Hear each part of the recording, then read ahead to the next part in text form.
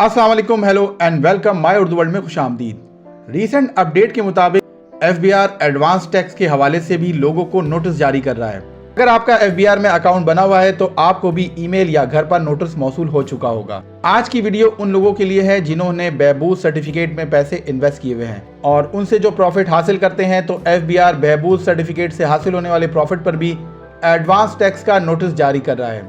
FBR notice में लोगों को कह रहा है कि आपने जो बहबूद सर्टिफिकेट से प्रॉफिट अर्न किया है उन पर एफबीआर को एडवांस टैक्स अदा करें और क्वार्टरली इसकी अदायगी को वेरीफाई भी करें।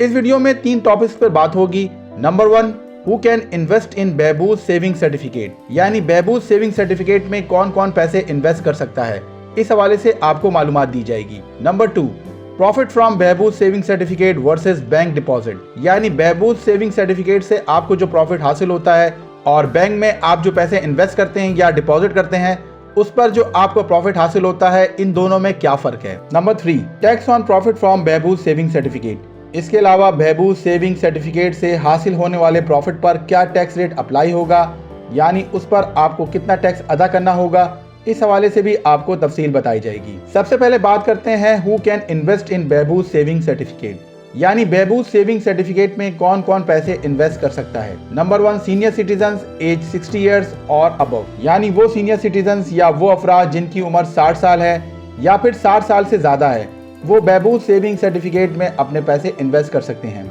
Number 2, a single widow as long as she does not remarry, यानी बेवा खातून जब तक दोबारा शादी नहीं करती तब तक इस सर्टिफिकेट में इन्वेस्टमेंट कर सकती हैं। 2 eligible persons as clause A and clause B in their joint names, यानी 2 सीनियर सिटीजन जॉइंटली इसमें पैसे इन्वेस्ट कर सकते हैं या फिर बेवा खातून और सीनियर सिटीजन मिलकर भी इसमें पैसे इन्वेस्ट कर सकते हैं। Number 4, disable holding CNIC with disability logo and a special through a guardian, यानी वो तमाम माजूर अफराद जिनके शनाख्ती कार्ड में माजूरी का लोगो है वो इस सर्टिफिकेट में इन्वेस्टमेंट कर सकते हैं, या फिर वो तमाम माजूर अफराद जिनकी उम्र 18 साल से कम है और उनके CRC यानी चाइल्ड रजिस्ट्रेशन सर्टिफिकेट में डिसेबिलिटी का लोगो है, वो तमाम अफराद भी गार्जियन के थ्रू इस सर्टिफिकेट में अपने पैसे इन्वेस्ट कर सकते हैं। नादरा ID कार्ड या नादरा के CRC में डिसेबिलिटी का लोगो किस तरह से आता है, इस हवाले से वीडियो ऑलरेडी हमारे चैनल पे मौजूद है और वीडियो का लिंक डिस्क्रिप्शन में मौजूद है। अब पॉइंट नंबर 2 को डिस्कस करते हैं, profit from Behbood saving certificate versus bank deposit. इस हवाले से इनकम टैक्स ऑर्डिनेंस 2021 के क्लॉज नंबर 3 के मुताबिक बहबूद सेविंग सर्टिफिकेट पर इन्वेस्टमेंट से जो प्रॉफिट हासिल होता है उस पर एफबीआर का सेक्शन 7B रूल इंप्लीमेंट नहीं होगा।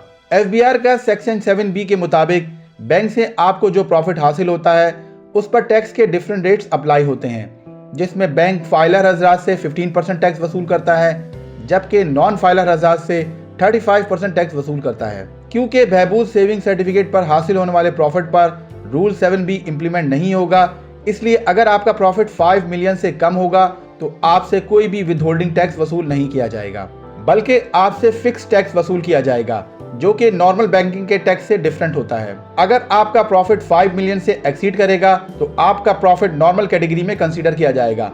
नॉर्मल कैटेगरी से मतलब एफबीआर आपसे नॉन सैलरीड क्लास वाले टैक्स डिटेक्ट करेगा। बैंक डिपॉजिट से आपको जो प्रॉफिट हासिल होता है अगर वो 5 मिलियन से कम, उस पर आपसे कोई विदहोल्डिंग टैक्स वसूल नहीं किया जाएगा। हाँ, अगर वो 5 मिलियन से ज्यादा होगा तो आपको विदहोल्डिंग टैक्स अदा करना होगा, वो भी नॉन फाइलर और फाइलर के हिसाब से। अब बात करते हैं पॉइंट नंबर 3 पर। Income tax ordinance 2021 clause C के मुताबिक बहबूद सेविंग सर्टिफिकेट या पेंशनर के बेनिफिट अकाउंट या फिर शोहदा फैमिली के वेलफेयर अकाउंट के जरिए जो भी प्रॉफिट आपको हासिल होगा उस पर 10% से ज्यादा टैक्स वसूल नहीं किया जाएगा, यानी टैक्स की मैक्सिमम लिमिट 10% है। इसका मतलब ये नहीं कि आपसे 10% टैक्स वसूल किया जाएगा, बल्कि इसका मतलब ये है कि आपका टैक्स 5% भी हो सकता है, 6% भी हो सकता है, मगर 10% से ज्यादा नहीं होगा। यानी आप बहबूद सेविंग सर्टिफिकेट से जितना भी प्रॉफिट हासिल करें उस पर मैक्सिमम टैक्स रेट 10% के अंदर फिक्स कर दिया गया है। अब इस बात को चार्ट से मजीद क्लियर कर लेते हैं।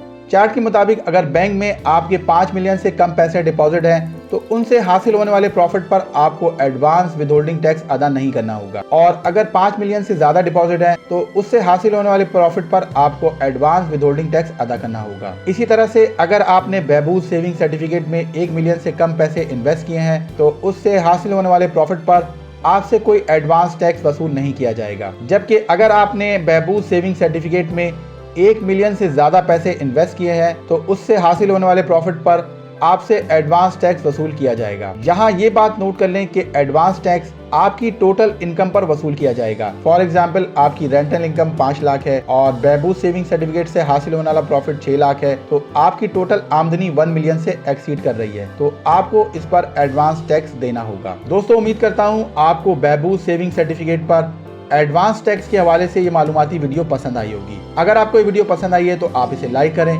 और इसे अपने दोस्तों के साथ शेयर करें और हमारे चैनल को सब्सक्राइब जरूर करें। मजीद मालूमाती वीडियो के साथ फिर हाजिर रहूंगा, तब तक के लिए अल्लाह हाफिज।